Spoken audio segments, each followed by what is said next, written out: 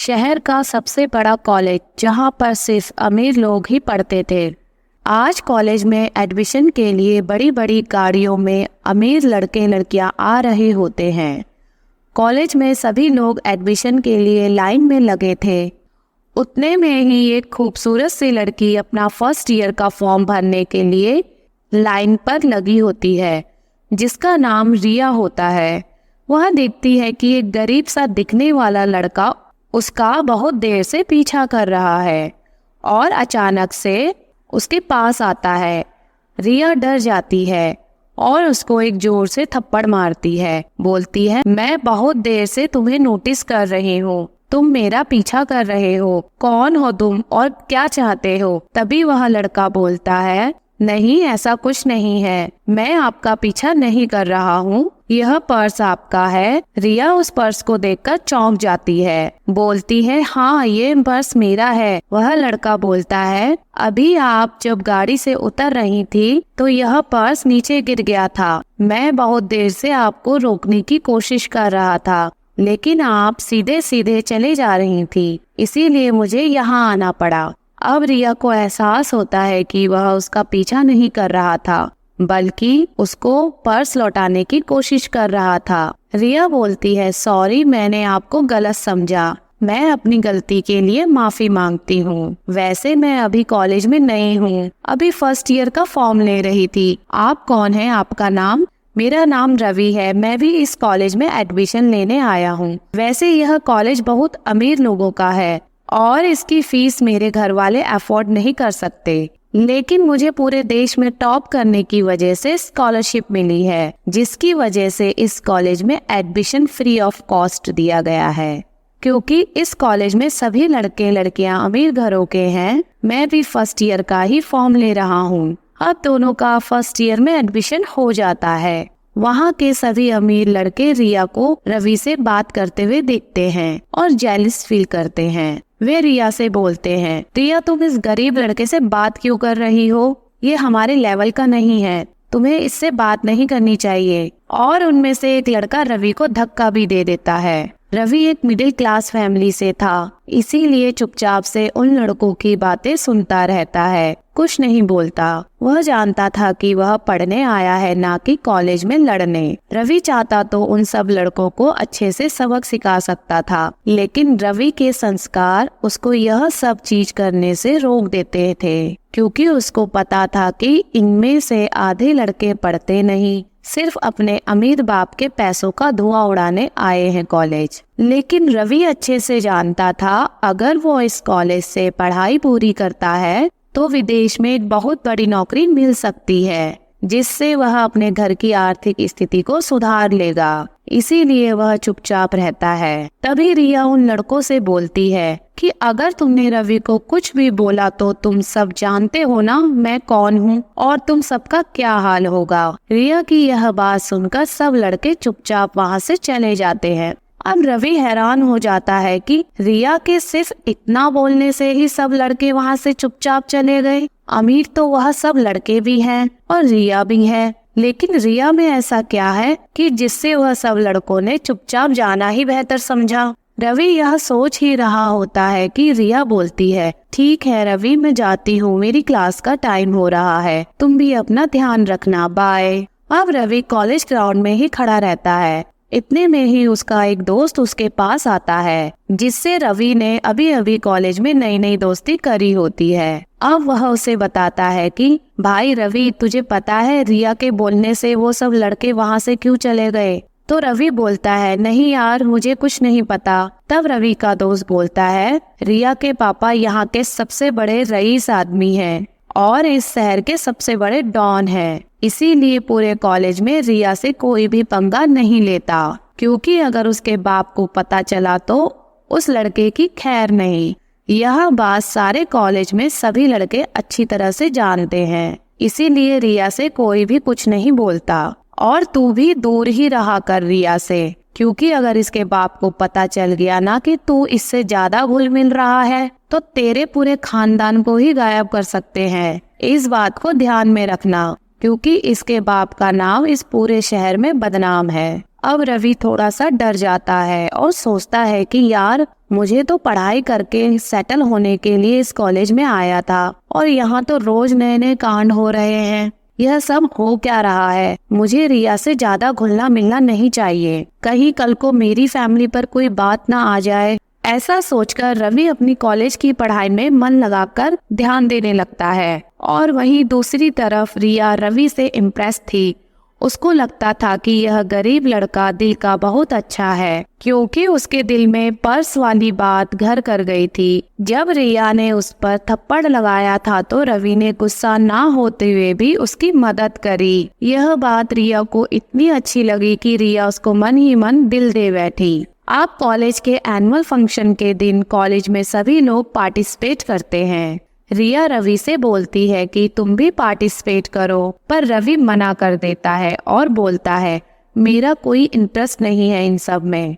लेकिन रिया जिद करके रवि का नाम नाटक में लिखवा देती है। अब शाम को सभी प्रैक्टिस करके घर जा रहे होते हैं तो रिया रवि से बोलती है, रवि, हमारे नाटक में गरीब बस्ती को दिखाया गया है, लेकिन मैं आज तक कभी किसी गरीब बस्ती में नहीं गई। मेरे पापा ने मुझे कभी अलाउ ही नहीं करा। क्या तुम मुझे एक बार किसी गरीब बस्ती को दिखा सकते हो? वह कैसी होती है, वहाँ लोग कैसे रहते हैं? तो रवि उसकी बातें सुनकर हंसने लगता है और बोलता है, अरे हम तो रोज ही उस बस्ती में रहते हैं, कहीं और जाने की जरूरत क्या है? तुम मेरे घर ही आ जाओ तो तुम गरीब लोग कैसे रहते हैं उसका एहसास वैसे ही हो जाएगा। अब रवि की यह बात सुनकर रिया बहुत खुश हो जाती है कि चलो इस बहाने से रवि का घर भी देख लूंगी और उसके मम्मी पापा से भी मिलना हो जाएगा। अब रवि रिया से बोलता है, चलो तुम मेरे साथ चलो। तब रिया बोलती है, बाहर मेरी कार में मेरा ड्राइवर मेरा इंतजार कर रहा है और पापा ऐसे अकेले जाना अलाउ नहीं करते हैं, तुम भी मेरे साथ मेरी गाड़ी में चलो। अब रवि और रिया कॉलेज के गेट के बाहर आते हैं तो रवि देखता है कि एक बहुत बड़ी कार गेट के बाहर रिया का इंतजार कर रही होती है। तो रिया रवि से अपनी कार में बैठने को बोलती है, चलो रवि बैठो, हम चलते हैं, तुम बताना तुम्हारा घर कहाँ है। और रवि हिचकिचाते हुए उस बड़ी सी कार में बैठ जाता है। जब वह कार रवि के मोहल्ले में आती है तो मोहल्ले के सभी लोग उस बड़ी कार को देखकर बातें बनाने लगते हैं कि आज इस मोहल्ले में कौन आ गया इतनी बड़ी कार लेकर। बस्ती के सभी लोग उस कार को देखते रहते हैं। कार जाकर रवि के घर के गेट पर रुक जाती है। अब रिया देखती है कि रवि का एक पुराना सा घर है और रिया हंसते हुए अंदर जाती है और उसके मम्मी पापा से नमस्ते बोलती है। तब रवि के पापा उससे पूछते हैं कि बेटा यह कौन है? तब रवि बताता है कि पापा, यह मेरे कॉलेज में मेरे साथ पढ़ती है और इसने कभी भी गरीब बस्ती नहीं देखी थी, तो मैंने सोचा कि इसको मैं अपना ही मोहल्ला दिखा देता हूँ, क्योंकि हमने कॉलेज के एनुअल फंक्शन में एक नाटक में भाग लिया है जो गरीब बस्ती के बारे में है और रिया चाहती थी कि ये वो बस्ती देखे ताकि अभिनय अच्छी तरीके से कर सके। रिया ने आज तक कभी गरीब बस्ती नहीं देखी है। इसके मम्मी पापा इसको अकेले कहीं भी जाना अलाउ नहीं करते। आज ही बहुत मुश्किल से आई है। अब यह सब बात सुनकर उसके पापा कहते हैं, अच्छा ठीक है बेटा, तुम लोग देखो, मैं चलता हूँ। अब रिया उसके घर को देखती है और बहुत खुश हो जाती है। बोलती है, रवि एक दिन तुम भी मेरे घर आना। रवि बोलता है, हाँ ठीक है, चलो अभी देख लिया ना यह सब चीज कैसे होता है। थोड़ी देर बाद रिया के पास रिया के पापा का फोन आता है और वह उससे पूछते हैं कि बेटा तुम अभी तक घर नहीं पहुंची, आज कहाँ रह गई हो तुम? तो रिया उनको बताती है कि मैं अपने किसी फ्रेंड के घर गई हूँ और सारी बातें अपने पापा को बता देती है। अब उसके पापा बोलते हैं, ठीक है, अब तुमने देख लिया हो तो घर वापस आ जाओ। रिया अपने घर चली जाती है। अब अगले दिन कॉलेज से रवि अपने घर को जा रहा होता है कि वह देखता है कि कुछ लोग उसका पीछा कर रहे हैं। अब रवि को कुछ भी समझ में नहीं आता कि यह सब क्या हो रहा है। वो जहाँ भी जाता है 2 लोग उसका पीछा कर रहे होते हैं। तभी रवि का दोस्त बोलता है, रवि क्या हुआ, इतना क्यों घबरा रहा है? रवि कहता है, यार पता नहीं मुझे ऐसा क्यों लग रहा है कि जब से रिया मेरे घर आई है कुछ लोग मेरा पीछा कर रहे हैं। तब उसका दोस्त उससे बोलता है, मैंने तुझे उसी दिन समझाया था, तू रिया से दूर ही रह। उसके बाप को यह बात पता चल गई होगी, तभी उसने अपने गुंडे तेरे पीछे लगा दिए हैं। भाई मेरी बात मान, अगर तू अपने करियर को बनाना चाहता है तो तू रिया से दूर हो जा और अपनी पढ़ाई पर ध्यान दे। अब रवि शाम को अपने घर पहुंचता है तो देखता है कि घर का सारा सामान बिखरा हुआ है और उसके पिताजी एक टेबल पर उदास बैठे हैं। तो रवि बोलता है, पिताजी यह सब क्या हो गया, हमारा सामान ऐसे क्यों बिखरा हुआ है? तब उसके पिताजी बताते हैं कि बेटा कुछ लोग आए थे और घर में तोड़फोड़ करी और हमें भी बहुत मारा और बोला इस बस्ती को 4 दिन के अंदर छोड़ के चले जाना, नहीं तो तुम में से कोई नहीं बचेगा। मैंने पूछा हमारी गलती क्या है, तो बोले तुम्हारी गलती नहीं, तुम्हारे बेटे रवि की है जिसकी सजा तुम भुगत रहे हो। अब रवि को सब समझ में आ जाता है कि यह सब रिया के पिताजी कर रहे हैं। वह नहीं चाहते कि वो रिया से मिले जुले। रवि यह सब सोचकर उदास हो जाता है क्योंकि वह भी रिया को प्यार करने लगा था, लेकिन वह नहीं चाहता था कि उसकी वजह से उसके घर वाले किसी मुश्किल में पड़े। इसीलिए जब अगले दिन रवि कॉलेज में जाता है तो रिया से बात नहीं करता। रिया उससे बोलती है, रवि क्या हो गया है, आज तो तुम मेरी किसी बात का जवाब भी नहीं दे रहे हो। अरे तुम्हारे घर आकर तो मुझे बहुत ही अच्छा लगा और मैं आज तुम्हें अपने घर लेके जाऊंगी। रवि बोलता है, रिया मैं इस कॉलेज को छोड़ रहा हूँ।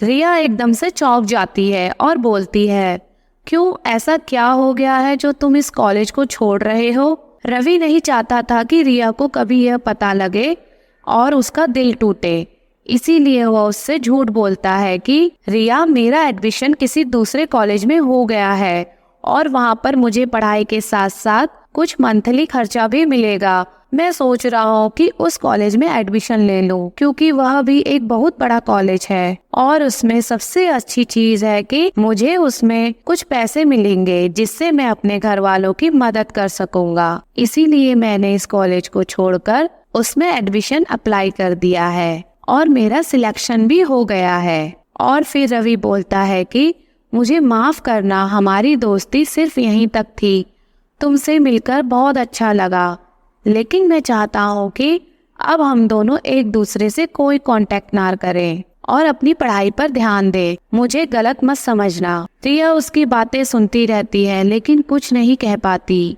क्योंकि उसको खुद समझ में नहीं आ रहा था कि यह सब अचानक से ऐसा क्यों हो रहा है। अब रवि अगले दिन कॉलेज नहीं आता है तो रिया उदास हो जाती है और रवि को फोन मिलाती है तो रवि का फोन भी स्विच ऑफ आता है। रिया बहुत परेशान हो जाती है और वह फैसला करती है कि अब फिर से वह उसके घर जाएगी और उससे पूछेगी कि अचानक से वह ऐसा क्यों कर रहा है, उसने उससे बात करना क्यों बंद कर दिया। अब रिया उसके घर पहुंचती है तो वह देखती है कि घर में तो ताला लगा है और घर में कोई भी नहीं है। अब रिया जब आसपास के लोगों से पूछती है तो कोई भी उसको कुछ जवाब नहीं देता, सब चुपचाप रहते हैं। फिर उनमें से एक बोलता है, पता नहीं कल यह लोग बस्ती छोड़कर चले गए हैं, कहाँ गए हैं हमें कुछ नहीं पता। अब रिया परेशान हो जाती है और अपने घर वापस लौट जाती है क्योंकि रिया का मन अब रवि के बिना नहीं लग रहा था, इसीलिए वह भी कॉलेज छोड़ देती है और अपने ही घर में बीमार रहने लगती है। ऐसे ही कुछ साल बीत जाते हैं। अब रिया के पिताजी को उसकी ऐसी हालत देखकर बहुत चिंता होती है। फिर उसके पिताजी को अपनी गलती का एहसास होने लगता है, पर वो चाहकर भी अपनी बेटी को सच नहीं बता सकते कि उसकी बेटी की हालत का जिम्मेदार उसका पिता है। उनकी गलती की वजह से आज उसकी बेटी की ये हालत हुई है। फिर भी रिया के पिताजी अपनी गलती को छुपाते हुए वह रिया को बोलते हैं कि रिया तुम उस लड़के के लिए रो रही हो जिसने सिर्फ कुछ एक्स्ट्रा पैसे मिल जाएंगे सोचकर वह कॉलेज छोड़ दिया जहां पर वह उस लड़की के साथ पढ़ता था जिसको वह भी प्यार करता था। अरे रिया बेटा, सिर्फ तुम्हारी तरफ से प्यार था, उसकी तरफ से कोई प्यार नहीं था। अगर वो तुम्हें चाहता तो कॉलेज को ऐसे छोड़कर नहीं जाता। उसको तो सिर्फ पैसों की जरूरत थी, जहाँ ज्यादा पैसे मिले तो उधर चला गया। अब रिया को भी लगने लगता है कि हाँ, उसके पिताजी सही कह रहे हैं, क्योंकि रवि ने भी यही बात बताई थी, लेकिन उसका दिल नहीं मान रहा होता है। फिर भी रिया अपने दिल पर हाथ रखकर बैठ जाती है। उसके पिताजी बोलते हैं, रिया तुम बहुत ज्यादा होशियार लड़की हो, अपना करियर ऐसे खराब मत करो। मैंने तुम्हारे लिए एक बहुत बड़ी कंपनी खरीद ली है। मैं चाहता हूँ कि तुम उसका काम संभालो। इसके लिए तुम्हें यहाँ से दूर दूसरे शहर में जाना होगा। अगर तुम इस शहर से दूर रहोगी तो तुम्हारा भी मन लगा रहेगा और तुम इन चीजों से भी उभर पाओगी। अब रिया भी सोचती है कि यहाँ रहूंगी तो इन सब चीजों के बारे में सोचती रहूंगी, इससे बढ़िया है मैं इस शहर को ही छोड़ देती हूँ। अब रिया दूसरे शहर चली जाती है और उसके पापा ने जो कंपनी खरीदी होती है उसकी मालकिन बन जाती है। अब वह कंपनी इतनी बड़ी होती है कि उसमें इतने सारे लोग थे कि रिया को सभी लोगों को जानने समझने का मौका ही नहीं मिलता था। अब वह सोचती है कि क्यों ना एक बार अपने स्टाफ को बुलाया जाए और इसी बहाने सभी लोगों से अपना परिचय कराया जाए। इसके लिए वह कंपनी में सभी लोगों को इनवाइट करती है, जिससे कंपनी की नई शुरुआत के लिए सभी लोगों से जान पहचान हो सके। और वह प्रोग्राम एक दूर हिल स्टेशन पर रखा होता है। इस प्रोग्राम में कंपनी का हर एक एम्प्लॉय आना चाहिए, चाहे वह अमीर हो या गरीब हो, छोटा हो या बड़ा हो, आना जरूरी है। सभी के आने जाने का खर्चा कंपनी के द्वारा उठाया जाएगा, ऐसा बोर्ड कंपनी में लगा दिया जाता है। और सभी कंपनी के लोग बहुत खुश हो जाते हैं कि चलो इसी बहाने से उन्हें घूमने और कुछ सीखने को मिलेगा। अब पार्टी वाले दिन रिया अपने पापा के साथ अपने पर्सनल हेलीकॉप्टर से उस रिजॉर्ट की ओर जा रही होती है कि उनका हेलीकॉप्टर अचानक से बीच में क्रैश हो जाता है, जिसमें रिया के पिताजी को सर पर बहुत गंभीर चोट आई होती है। अब उन्हें अस्पताल में ले जाया जाता है, जहां पर डॉक्टर उन्हें बताते हैं कि इनको ब्लड की सख्त जरूरत है और इस हिल स्टेशन पर ब्लड इतनी जल्दी नहीं मिल सकता। इसीलिए अगर आप ही किसी स्टाफ में से किसी एक का ब्लड जो इनके ओ पॉजिटिव है अगर हो तो वह इनको लगा सकते हैं। अब यह बात जब सारे स्टाफ पर पता चलती है तो सभी लोगों का ब्लड सैंपल लिया जाता है, लेकिन सिर्फ एक ही व्यक्ति का, जिसका ब्लड उसके पिताजी से मैच करता है, उनको दिया जाता है। जब रिया को यह बात पता चलती है तो वह उस देवता समान आदमी को मिलने के लिए अपने कैबिन में बुलाती है, जिसने उसके पिताजी की जान बचाई। जैसे ही उस आदमी की एंट्री कैबिन में होती है तो रिया के होश उड़ जाते हैं। यह और कोई नहीं रवि होता है। फिर रिया बोलती है, मेरी इतनी बुरी हालत करके भी क्या तुम्हारा दिल अभी भी नहीं भरा, जो तुम दोबारा मेरी जिंदगी में आ गए हो फिर से एक नया खेल खेलने। अब मैं अपनी जिंदगी में आगे बढ़ रही हूँ सब कुछ भूलकर। क्या तुम नहीं चाहते कि मैं इस दुनिया में एक हंसी खुशी वाली जिंदगी जी सकूं? तुमने तो पैसों के लालच में मुझे छोड़कर बिना बताए चले गए। तुम जैसा लालची मतलबी लड़का मैंने आज तक नहीं देखा। ऐसा बोलकर रिया रोने लगती है। तभी रवि उसको बोलता है, रिया तुम पहले एक बार मेरी बात सुन लो। रिया बोलती है, मुझे कुछ नहीं सुनना है। तुम्हें पता भी है पिछले कुछ सालों से मैं किस दौर से गुजरी हूँ। अब मुझे तुमसे कोई बात नहीं करनी है। तभी रवि बोलता है, अगर मैं तुम्हें सच बता दूंगा तो तुम अपने पिताजी को कभी माफ नहीं करोगी। उन्होंने मेरे साथ और मेरे परिवार के साथ जो किया वो तुम जानती भी नहीं हो। लेकिन मुझे लगता है कि आज तुम्हें सारी सच्चाई पता ही चल जानी चाहिए कि मेरे साथ क्या हुआ था। अब मेरी बात सुनो। रवि उसको सब बातें बताता है जो भी उसके साथ रिया के पिताजी ने किया था, जिसकी वजह से वह अलग हो गए थे और रवि को शहर छोड़कर जाना पड़ा। अब रिया रवि की यह सब बातें सुनकर चौंक जाती है और उसको विश्वास नहीं होता कि उसके पिताजी रवि के साथ ऐसा कर सकते हैं। फिर रिया बोलती है, मैं तुम्हारी बातों में अब नहीं आने वाली। मुझे तुम्हारी किसी बात का भरोसा नहीं। मैं अभी तुम्हें अपने पिताजी के सामने लेकर जाऊंगी और उनसे यह सब पूछूंगी। अब रिया रवि को लेकर अपने पिताजी के पास जाती है और अपने पिताजी से रवि की बताई हुई सारी बातें पूछती है। तब रिया के पिताजी बोलते हैं, हाँ बेटा, रवि सच बोल रहा है और तुम दोनों को अलग करने का प्लान मेरा ही था, जिसकी सजा आज मुझे मिल गई है। और आज देखो, रवि नहीं होता तो मुझे ब्लड कौन देता। रवि की वजह से ही आज मुझे नया जीवन दान मिला है। अब रिया के पिताजी हाथ जोड़कर दोनों से माफ़ी मांगते हैं और बोलते हैं, मुझे माफ़ कर दो, मैं अपने पैसों के घमंड में अंधा हो गया था, जिसकी वजह से मैंने तुम दोनों को अलग किया। लेकिन अब मुझे अपनी गलती का एहसास अच्छे से हो चुका है और मैं समझ चुका हूँ कि जिंदगी में पैसा ही सब कुछ नहीं होता है। बेटा, तुम दोनों हमेशा के लिए एक साथ रहो।